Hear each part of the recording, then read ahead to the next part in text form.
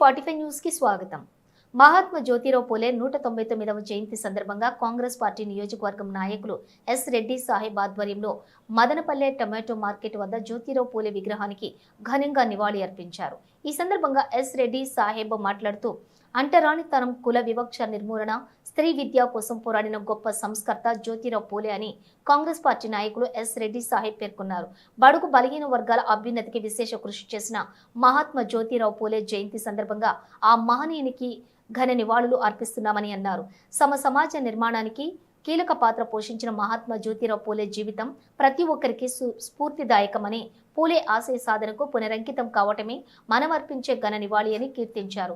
BC వెలుగు జ్యోతి మహాత్మా జ్యోతిరావు పూలే సామాజిక అసమానతల మీద అలుపెరగని పోరాటం చేశారని, అణగారిన అణచివేతకు గురైన బడుగు బలహీన వర్గాల ప్రజలకు ఆత్మస్థైర్యం కల్పించి వారి సాధికారత కోసం కృషి చేసిన మహనీయుడు పూలే అని తెలిపారు. పూలే విద్య, వివక్ష, పేదరికం, ఆర్థిక అసమానత్వం నిర్మూలించడానికి ఎంతో కృషి చేశారన్నారు.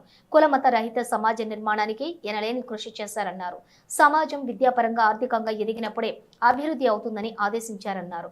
ఈ కార్యక్రమంలో కాంగ్రెస్ పార్టీ నాయకులు డాక్టర్ ఎస్కే బాషా, మెహబూబ్ పీర్, మహమ్మద్ అలీ, రవి, సోను తదితరులు పాల్గొన్నారు. అధిక ప్రాధాన్యతనిచ్చిన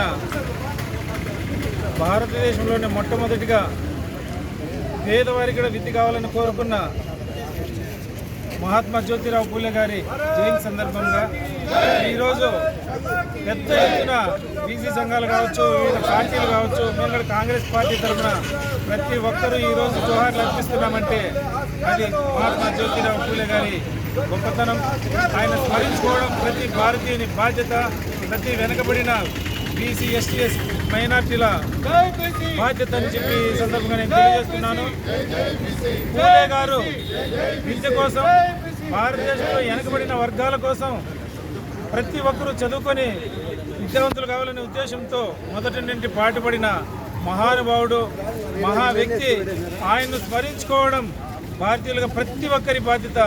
ఈరోజు భారతదేశంలో ప్రతి ఒక్కరూ విద్యతో పాటు ముందుకు పోతున్నారంటే మహాత్మా గాంధీ పూలే కానీ, అలాగే అంబేద్కర్ గారు కానీ, అంబేద్కర్ గారికి కూడా పూలే గారే ఆదర్శం. అదేవిధంగా మహాత్మారావు పూలే గారు సావిత్రిబాయి పూలే గారిని వాళ్ళ భార్యను చదివించి మొదటి ఉపాధ్యాయురాయులుగా తీర్చిదిద్ది భారతదేశంలోనే మొదటి మహిళా ఉపాధ్యాయురాయులుగా ఆయన భార్యను చదువులో తీసుకొచ్చారు. అలాంటి మహోన్నత వ్యక్తిని ఈరోజు ప్రతి ఒక్కరము స్మరించుకోవడం, ఆయన నివాళులు అర్పించడం ఈరోజు మనందరి బాధ్యత.